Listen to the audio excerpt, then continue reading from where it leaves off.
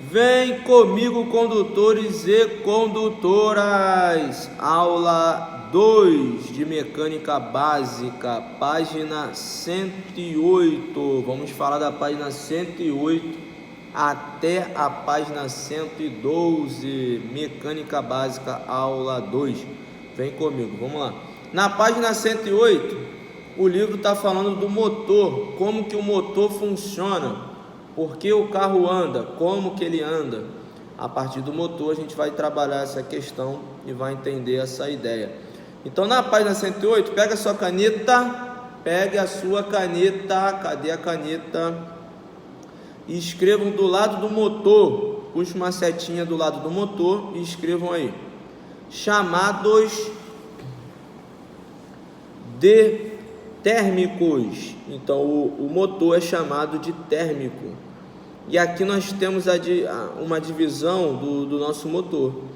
Ele divide em 4 partes: o cabeçote, o bloco, o virabrequim e o cárter.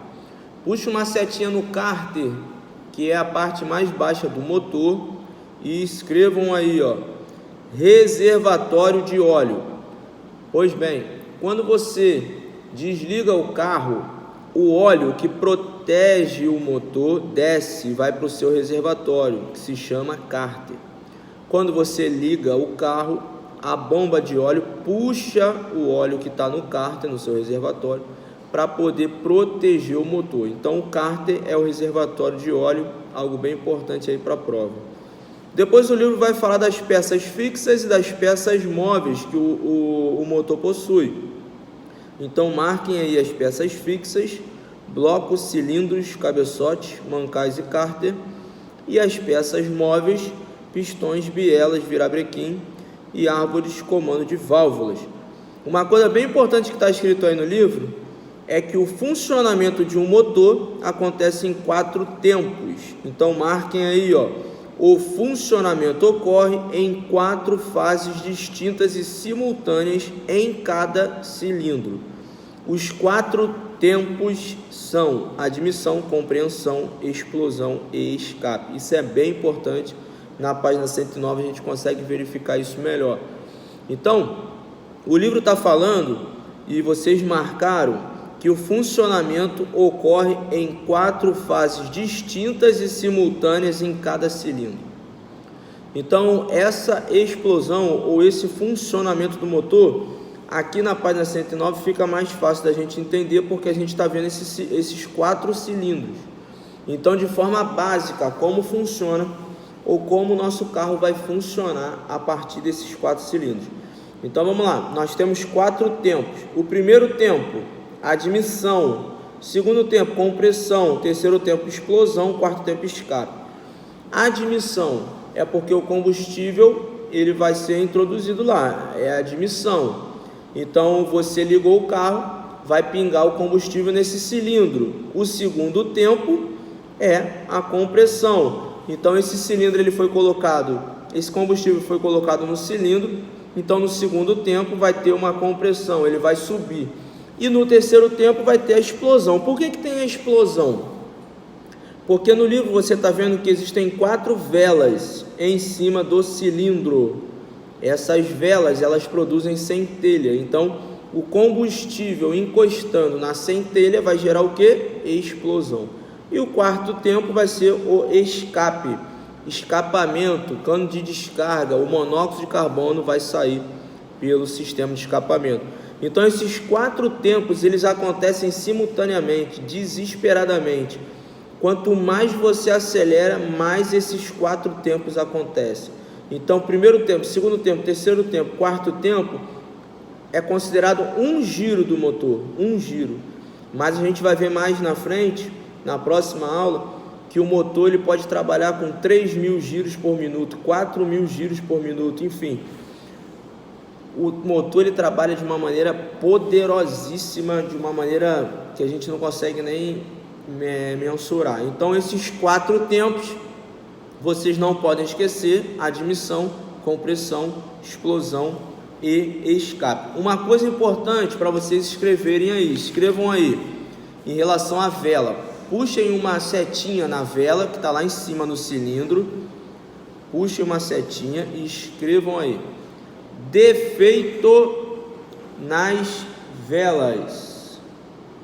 Defeito nas velas. Podem gerar um aumento no consumo do veículo. Então, puxem a setinha e escrevam aí: defeito nas velas podem gerar um aumento no consumo do veículo. Escrevam outra coisa sobre a vela: a troca da vela, 10.000 km. Troca da vela, 10.000 km. Por que a vela, se tiver danificada, se tiver ruim, ela pode aumentar o consumo do combustível? Porque no terceiro tempo ela produz eletricidade, e o combustível alcançando eletricidade, a vela produz fagulha, e esse combustível alcançando essa fagulha acaba havendo a explosão. Se a vela não tiver em boas condições, essa vela não vai produzir centelha. Se ela não produz centelha, o combustível vai bater e não vai explodir. Então não vai funcionar, ou o motor não vai funcionar 100%. Então esses 4 tempos funcionando de uma maneira simultânea, de uma maneira perfeita, faz com que o seu carro ande tranquilamente, e conforme você acelera, mais combustível é lançado, mais velocidade o seu carro atinge, porque mais giro o seu motor ele vai dar. Então esses 4 tempos são importantíssimos para o funcionamento do veículo. Na página 110, o livro está falando do sistema de alimentação, né? O que alimenta o motor, o que alimenta o carro? O combustível. Então marquem aí, o sistema de alimentação tem como função principal realizar a formação adequada e eficiente da mistura ar-combustível que vai ser admitida dentro do cilindro para queima, que nós falamos agora. Lembrando que hoje o carro ele possui injeção eletrônica, então a injeção eletrônica vai enviar a quantidade exata de combustível para queima. Antigamente a gente tinha um carburador. Hoje nós temos a injeção eletrônica que envia a quantidade exata de combustível para a queima. Então, se o teu motor estiver bem regulado, essa injeção eletrônica ela vai enviar a quantidade exata. Se ele não estiver bem regulado, aí entra até em meio ambiente, né? Se o teu motor não estiver bem regulado, você vai poluir mais o meio ambiente. Por que você vai poluir mais? Porque você vai consumir mais combustível, a queima vai ser maior. Então o monóxido de carbono vai ser emitido de uma maneira mais poderosa, mais poluição, mais consumo, tudo porque o seu motor não vai estar bem regulado. Então o sistema de alimentação vai de fato trabalhar para que essa combustão aconteça da maneira perfeita. Na página 111, aí a gente vai encontrar os sistemas, e esses sistemas nós temos para manutenção do nosso motor. Então, se você fizer a manutenção do seu veículo da maneira correta, você vai ter motor aí para bastante tempo. O primeiro sistema, o sistema de lubrificação. Sistema de lubrificação. O sistema de lubrificação tem o óleo como seu ator principal. Então, o sistema de lubrificação, a gente tem o óleo. Lembra que o óleo ele fica no cárter, está até escrito aí no segundo parágrafo. O óleo fica armazenado no cárter do motor. Então, onde é o reservatório de óleo? No cárter. O óleo, qual a função do óleo? Reduzir o desgaste. Está escrito aí na segunda linha, marquem aí. Reduzindo o desgaste. Então, o óleo, quando você liga o carro, a bomba de óleo puxa o óleo que está no cárter, joga ele para o motor e ele vai proteger o motor, ele vai limpar o motor, ele vai proteger o motor, ele vai blindar o motor, porque o motor é ferro com ferro, então ele precisa desse óleo para poder lubrificar, proteger todo o motor. Então, se você, de forma bem básica, tiver sem óleo no seu reservatório de óleo, se você tiver sem nenhum óleo ou pouco óleo, essa proteção ela não vai dar certo e você vai acabar perdendo o motor, o que as pessoas dizem que é bater o motor. Você vai ter que botar o seu motor para retificar e você vai gastar então um dinheiro. Então o óleo, tem até a fotografia, alguém colocando o óleo no reservatório de óleo. O óleo é bem importante, ele vai reduzir o desgaste do motor e ele fica armazenado no cárter. E tem também os componentes do sistema de lubrificação, no terceiro parágrafo, olha aí. Os componentes básicos do sistema de lubrificação: bomba de óleo, filtro de óleo, elementos de controle de pressão e quantidade de óleo. Beleza, galera? Uma coisa bem importante que vocês podem escrever aí também no sistema de lubrificação é o seguinte, podem escrever aí: um pequeno consumo de óleo,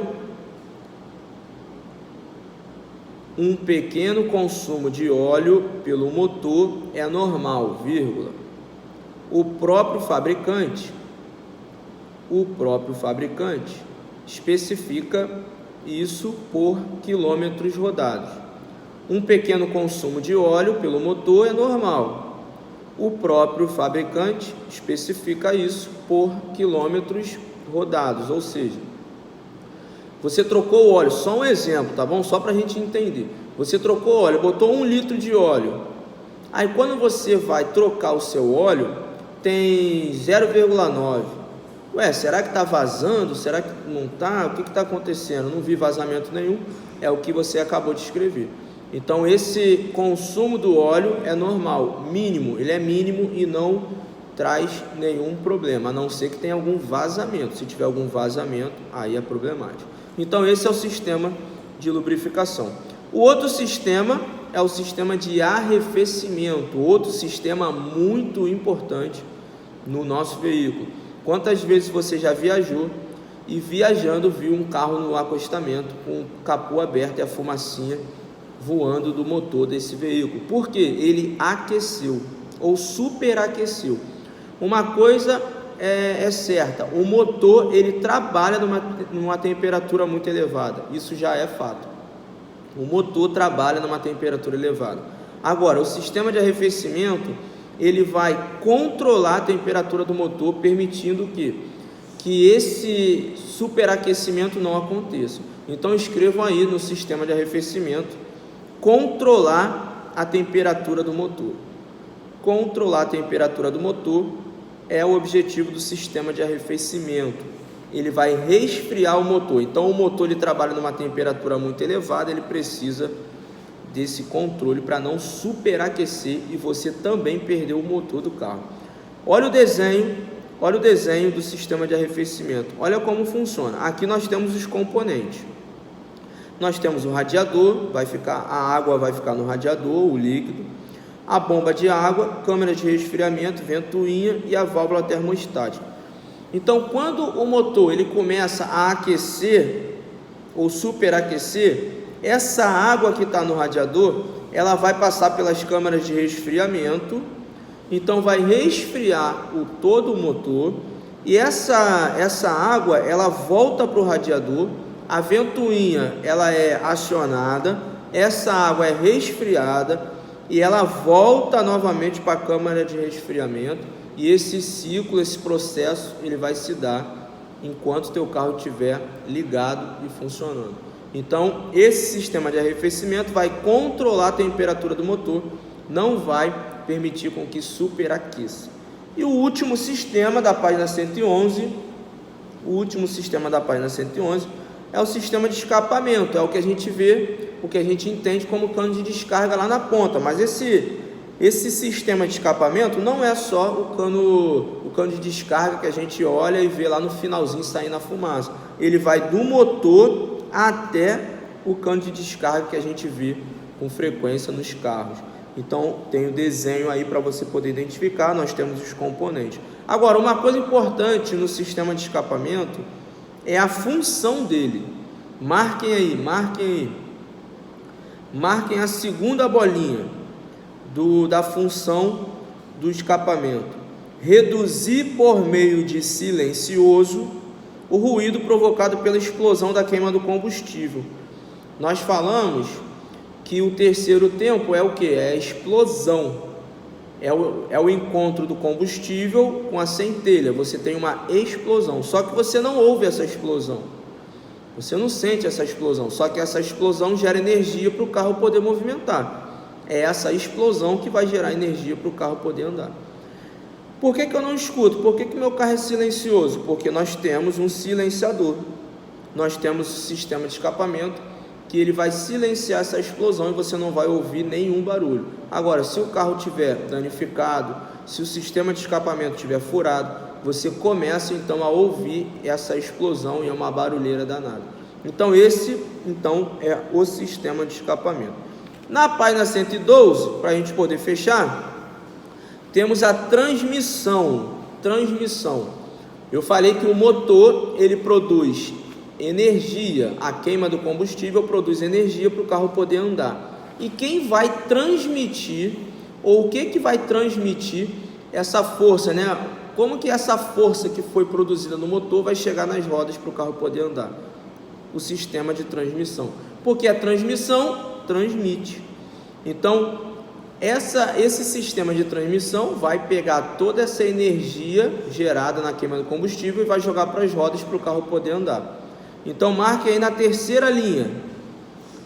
Transmissão, marque aí na terceira linha. O funcionamento da transmissão obedece a um rigoroso e preciso circuito mecânico e ele vai dar geração de força até os pneus. Então, essa transmissão vai transmitir essa força para os pneus. E uma coisa importante, o que vai dar tração nas rodas? Tração, quando eu digo tração, eu digo o que vai movimentar essa roda. Então, escrevam aí. Diferencial. Dar tração nas rodas. Então essa peça que se chama diferencial, ela vai dar tração nas rodas, vai fazer com que o carro movimente. E por último, a embreagem. Tem carro que é mecânico, né? Tem a embreagem, você aperta a embreagem. Tem carro que é automático, você não precisa apertar a embreagem, o carro ele vai desenvolver. Certo? Vem comigo, condutores e condutores, não se esqueçam de se inscrever no canal vs.autoescola RJ. Deixe sua dúvida e seus comentários, tá bom? Vem comigo, até a próxima aula de mecânica.